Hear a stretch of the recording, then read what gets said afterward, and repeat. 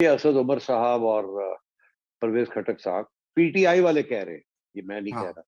PTI वाले कह रहे हैं, बता रहे हैं कि जी वो परवेज खटक साहब और असद उमर साहब ने एक दो चक्कर लगा लिए जीएचक्यू के, और कभी घर चले जाते हैं, कभी इधर उधर, और पूरी कोशिश कर रहे हैं कि उनको कह रहे हैं कि जी वी आर सो सॉरी, बड़ा समझाने की हमने कोशिश की, हमारी बात नहीं सुन रहे खान साहब, and so on and so fourth.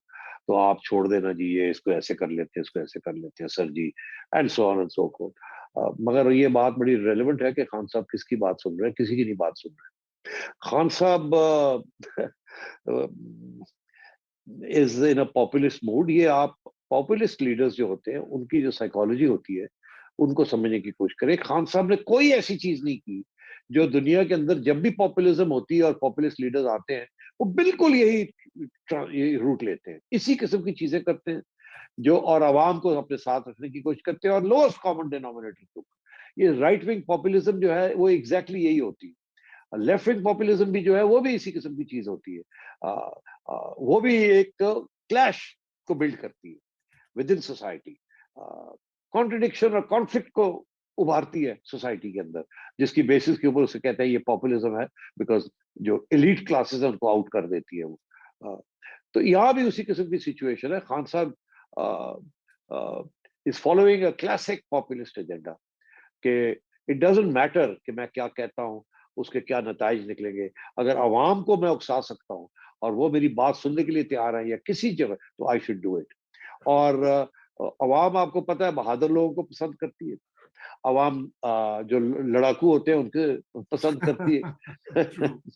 और वहां जो आंख में आंख डाल के उसको पसंद करिए, अवाम नहीं सोचती कि सर हमारा क्या एक्शन होगा, या वहां हमें गोली दी जा रही है, या सो ऑन सो फोर्थ। अब इतनी महंगाई है, इतना सारा कुछ है, आ, और एक खान साहब के जो कोर सपोर्टर्स है वो कहते हैं हाँ होगा, और जी वही बात जो दुनिया में है, अपनी जेब कटी जा रही है मगर डजेंट मैटर, हमारी गैरत है, हमने इसी को सपोर्ट करना है, अल्लाह ला खैर सल्ला। तो ये एक किस्म की इरेशनल रैशनैलिटी होती है, साइकोलॉजिस्ट इसको एक्सप्लेन करते हैं। और इसके लिए कोई आपको कोई ग्राउंडेड साइंटिफिक रीजनिंग नहीं मिलेगी। इसीलिए तो इसको कहते हैं this is the human condition.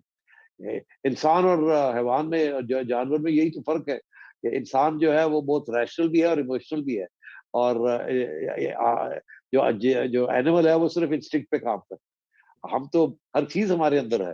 अ, वो एक बड़े फेमस राइटर है, उन्होंने कहा था कि हमारे अंदर एक दो तीन ब्रेन के लेयर्स हैं। सबसे नीचे हमारे रेप्टिलियन ब्रेन है, ये अल्बर्ट कामू ने कहा था मेरा ख्याल है। तो जी। और सबसे नीचे नहीं, अल्बर्ट कामू ने नहीं कहा था, बस किसी और ने कहा था। तो रेप्टिलियन ब्रेन है, फिर उसके ऊपर हमारी ब्रेन डेवलप की है from that of a reptile. तो ये जो प्रेजुडिस और ये सारी चीजें, हमारी brain is a very complicated thing. तो इसलिए ये खान साहब is in playing in that gallery. बिल्कुल, बिल्कुल हमारा वक्त बिल्कुल खत्म हो चुका है और मैं ये चाहूंगा कि हम कंक्लूड कर लेते हैं। लेकिन उससे पहले कल जो एक इंसिडेंट हुआ है, ये जो मियां चन्नू में एक इंडिया कह रहा है कि एक्सीडेंटली उनका मिसाइल जो है उनके सिस्टम की नक्स की वजह से या खराबी की वजह से यहाँ पर आया है, और आज उन्होंने एक नोट भी जारी कर दिया रिग्रेट का। मगर और हमारी बड़ा मैच्योर रेस्पॉन्स आया कल आईएसपीआर की तरफ से। लेकिन ये तो बहुत खतरनाक बात नहीं है कि इस तरह के एक्सीडेंट्स होना शुरू हो जाए? ये तो इनकॉम्पिटेंस की इंतहा है इंडियन आर्मी की। या मैं समझता हूँ इसमें काफी तबसरे भी अब शुरू हो गए हैं कि इन इंडियन आर्मी के पास कुछ बैलिस्टिक मिसाइल्स हैं जो कि न्यूक्लियर वॉरहेड्स फिटेड है जिसके अंदर, और अगर इस किस्म की एक्सीडेंट्स होने लगे तो we are in very serious trouble. India का जो रिग्रेट का नोट है बड़ा कमजोर है। पाकिस्तान के तहत तो उन्होंने रिग्रेट नहीं किया, उन्होंने सिर्फ ये रिग्रेट किया कि ये गलती हो गई हमसे। हालांकि it's a very serious incident. अब आप सोचिए, जो मेरी जेहन में जो बात गई, सबसे पहली बात मेरे जेहन में ये है, ये एक्सीडेंट था, ये डिलिबरेट था? हम्म। क्या ये एक्सीडेंट था तो चलो शायद उसके अपनी इम्प्लीकेशंस है जो आपने अभी बताए कि अगर एक्सीडेंट्स होंगे और तो फिर तो बड़ी मसला बन सकता है। मगर जो दूसरा इशू ये है कि एक मिसाइल आ गई है पाकिस्तान में, और हम्म। आपकी डिफेंसेस जो थी, it was in Pakistani air space for over 3.5 minutes according to your own calculation. तो you didn't shoot it down. आपको क्या पता था कि ये किस किस्म की मिसाइल है क्या नहीं है? अमेरिका के अंदर या और किसी इस किस्म की मिसाइल अगर आ जाए over there air space, then shoot it down, talk later कि ये क्या था, एक्सीडेंट था, ये था, ये तो मिसाइल आई 3.5 मिनट, आप खुद कह रहे हैं, आप मॉनिटर करते रहे हैं, वो पहले जा रही थी ऐसे, फिर मुड़ी और फिर वो पाकिस्तान के आके 3 मिनट के एयर स्पेस में रही और फिर गिर गई, और नाउ यू आर सेइंग कि उसके अंदर कोई वॉर हेड नहीं था, and so that it didn't really explode, it just crashed. तो बात ये है कि it could have been a test by the Indians to see how prepared you are for something like this.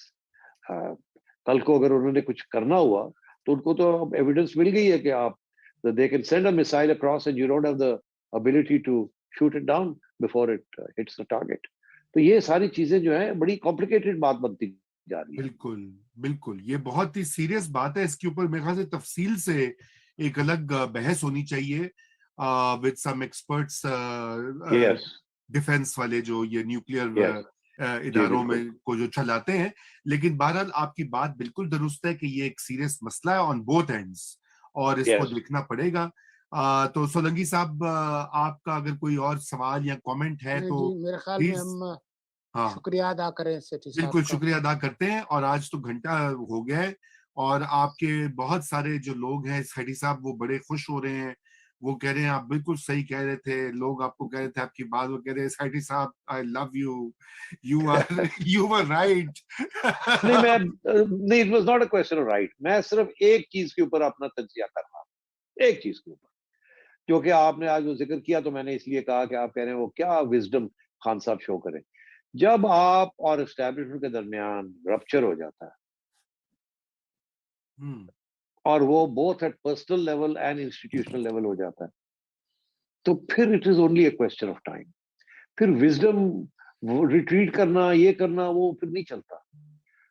Then opposition जो है उसको smell कर लेती है और उसके ऊपर खेलती है, और फिर वक्त आ जाता है आपका।